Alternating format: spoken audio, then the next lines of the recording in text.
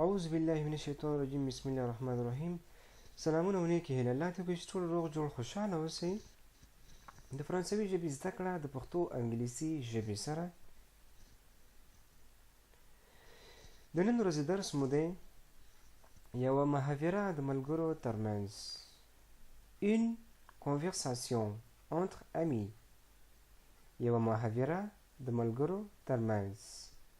une conversation entre amis. یوه محاوره د ملګرو ترمنځ.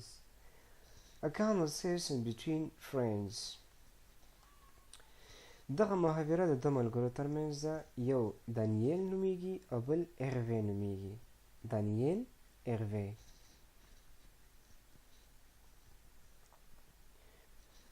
دانیل اروی ته څه وایي؟ Bonjour Hervé, comment vas-tu? سهار دې په خیر اروی. څنګه یې؟ Bonjour Hervé, comment vas-tu? سهار دې په خیر اروی. څنګه یې؟ Good morning Hervé, how are you?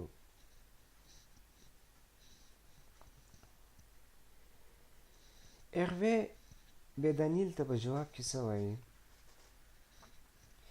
Je vais bien, merci. Et toi, ça va? زه ښه یم مننه. او ته څنګه یې؟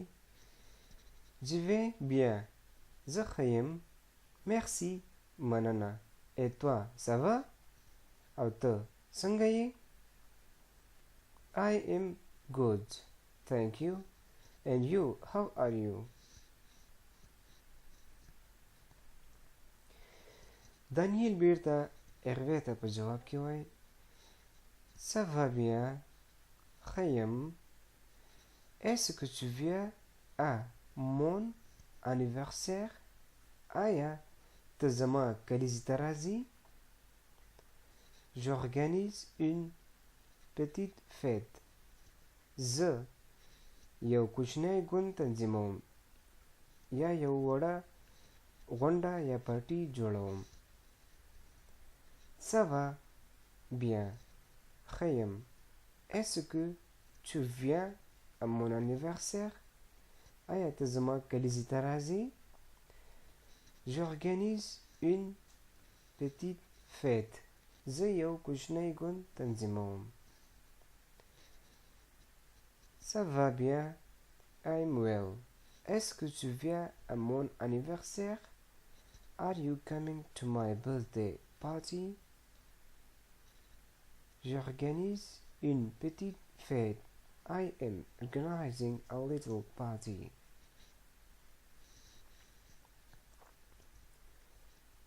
Hervé دانیل نه پوښتنه کوي C'est quand? C'est quand? کله ده؟ یعنی دغه غونډه یا کلیزه دې کله ده؟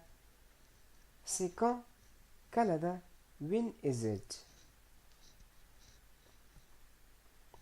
دانیل بیرته اروی ته په جواب کې وایي Le 3 mars à 20h.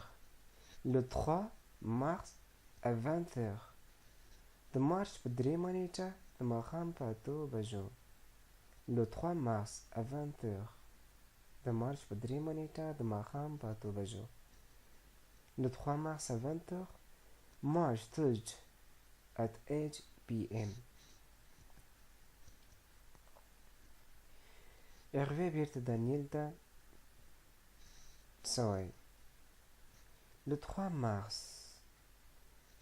Et tu fais ça chez toi? د مارچ په 3 نیټه او په خپل کور کې یې کوي. Le 3 mars. Et tu fais ça chez toi? Et tu fais ça chez toi? د مارچ په 3 نیټه او په خپل کور کې یې کوي. March 3rd. And you are having it at your place? پوښتنه یې ترې وکړله.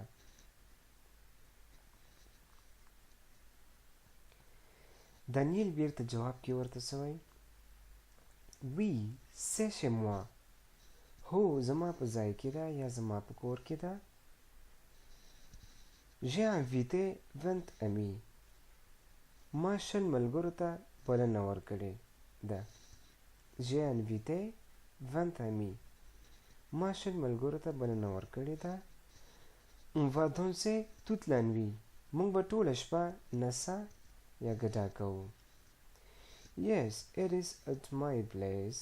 I have invited 20 friends. We are going to dance all night.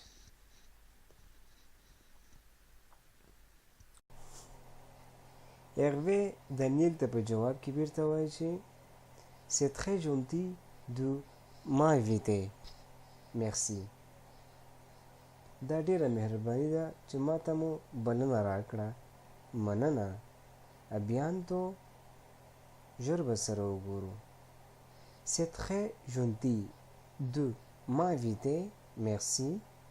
دا ډیره مهرباني ده چې ما ته مو بلنه راکړه. Merci. مننه. À bientôt. ژر به سره وګورو. C'est très gentil de m'inviter. Merci. It is very nice to invite me. Thank you. À bientôt. See you soon.